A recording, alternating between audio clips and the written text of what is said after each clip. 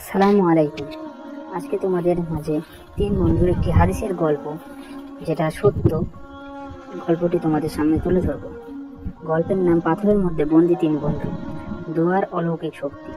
একটি দোয়ার মাধ্যমে যে পাথরের মধ্যে থেকে কিভাবে তিন বন্ধু মুক্তি পেল, এই গল্পটি তোমাদের মাঝে আজ তুলে ধরব।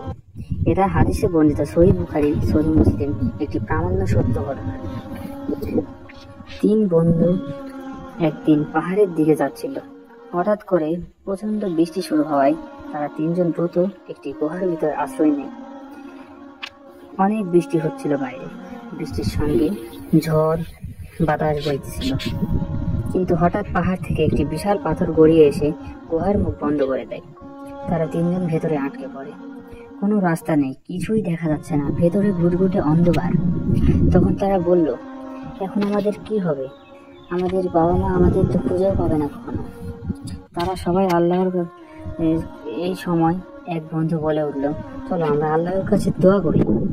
আমাদের জীবনে যদি কখনো একবারও কোনো খাঁটি ভালো আমল করে থাকি, তা আল্লাহর কাছে পেশ করি, হয়তো আল্লাহ আমাদের মুক্তি দিবেন। তখন তাদের কথা শুনে প্রথম বন্ধু দোয়া করল, হে আল্লাহ, আমি মা বাবার খুব অনুগত ছিলাম। একদিন দুধ নিয়ে ফিরি, তারা ঘুমিয়ে পড়েছিলেন।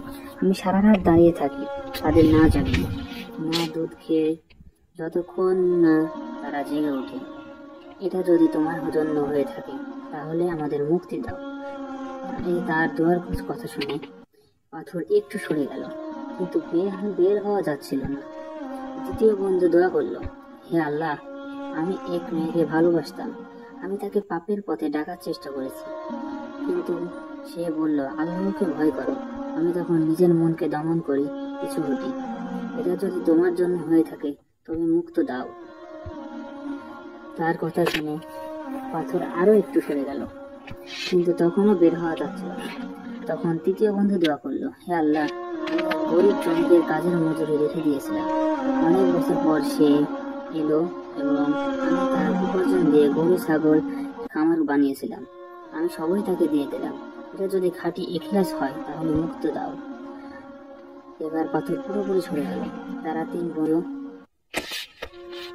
সেখান থেকে বেরিয়ে এলো, আল্লাহর রহমতে মুক্ত হয়ে। এই হাদিসের শিক্ষা, সৎ চরিত্র ও খাঁটি নিয়মের কাজ আল্লাহর কাছে কবুল হয়। কষ্টে পড়লে তওবা ও দোয়া আল্লাহর কাছে বড় শক্তি। মা বাবার প্রতি ভালোবাসা, লজ্জা, ইমানদারি, এই তিনটি গুণ জীবনের মুক্তির চাবিকাঠি।